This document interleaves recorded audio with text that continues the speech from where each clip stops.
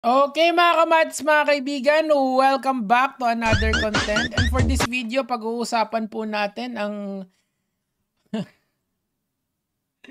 reaction ko sa reaction ni Banat Bay sa reaction niya kay Tor.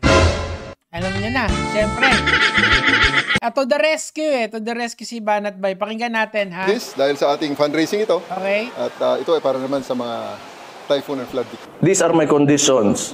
Pag-usapan mo yung amo mo na presidente. Linawin natin ha, si Torre ang unang nagbigay ng kondisyon. Hindi, mali. Mali, doon pa lang tapos na yung boxing eh. Never nagbigay ng kondisyon si Torre. Never siyang nauna.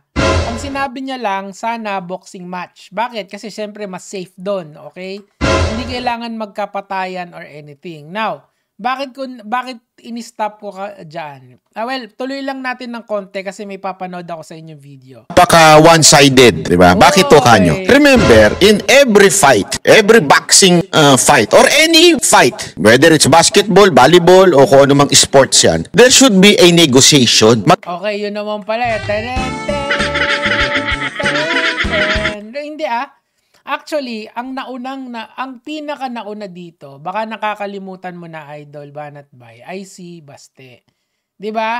Siya yung unang naghamon. Gusto mo harasin ako, harasin? Ayan meron tayong video, literal na meron kayong video nung July 20 na pwede niyong balikan at pakinggan itong mga kalokohan na to. Ayan, pakinggan natin, Gusto mo harasin ako, harasin mo lang ako.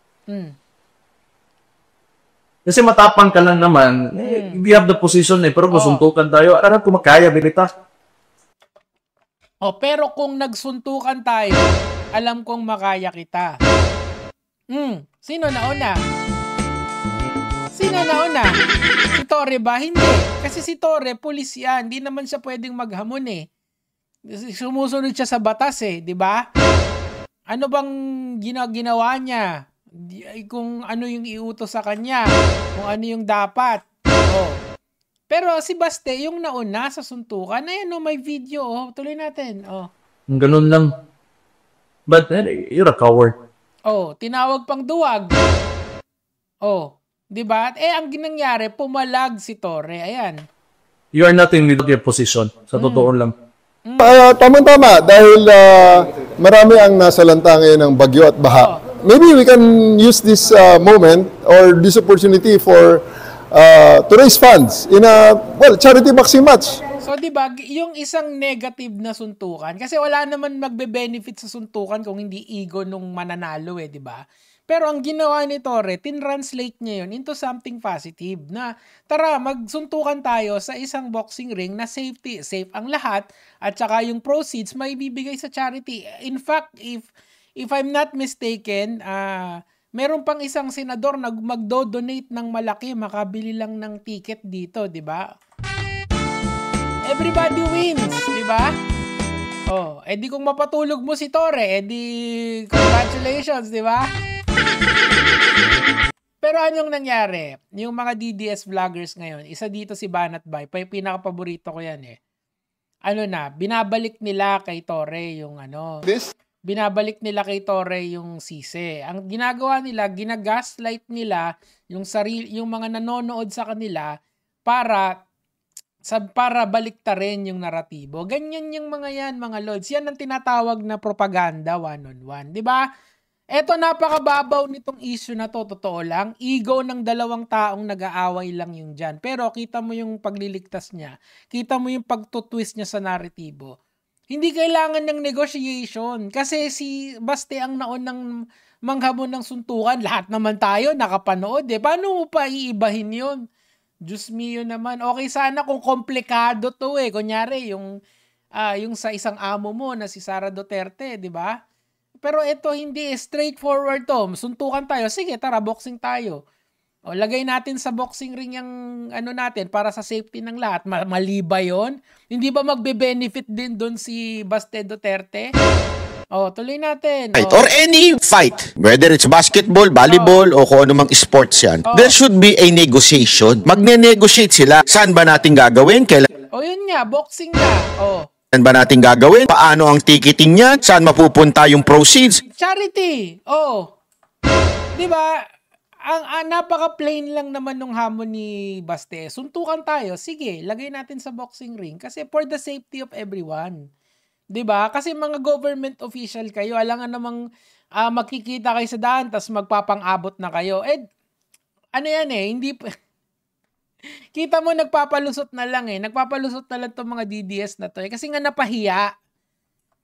'Di ba?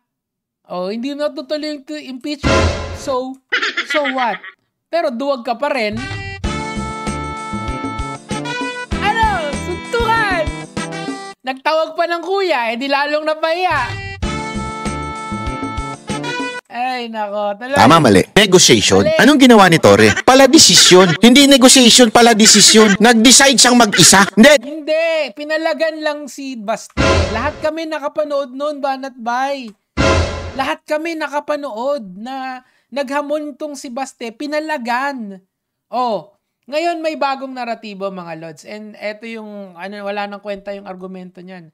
Kasi meron pa tong isang video na sinabi niya na, nalaman daw, di umano, allegedly, ito.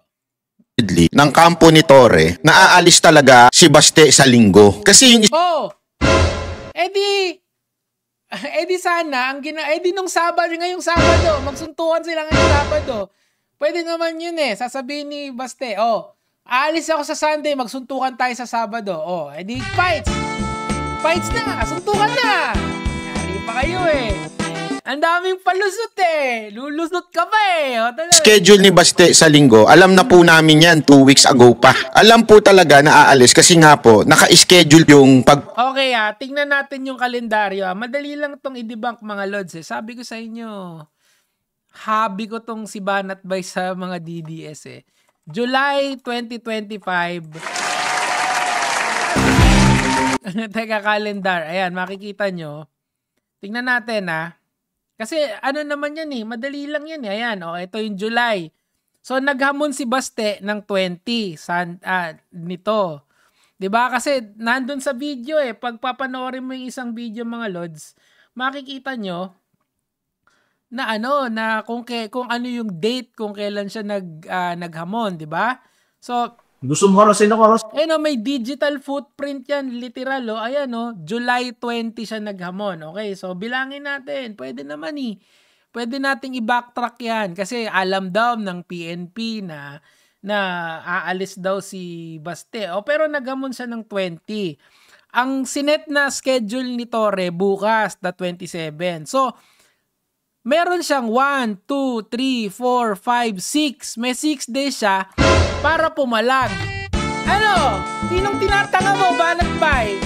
Tatanga nyo Simpleng fact check lang, di ba magawa ng maayos Hindi nga, ang bobobo niyang mga vloggers na DDS. Like, minsan nakaka-offend ng makinig sa kanila. Kasi, sino bang niloloko mo? Halimbawa, alam nila na aalis ng Sunday, di sana sinabi ni Baste na di sa na lang tayo, sa Saturday na lang tayo maglaban kasi aalis ako ng Sunday sa Friday na lang tayo maglaban.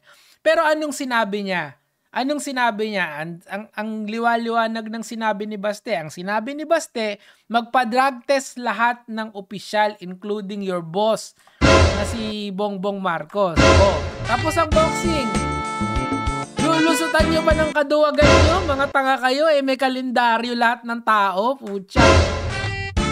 Wala, duwag talaga. Nag-isa sa sariling manika. Anyway, mga kamads, mga kaibigan, kita-kits bukas sa lahat ng pupunta sa Rizal Memorial. Meron dong ring, magsha-shadow boxing doon si General Nicolas Torre.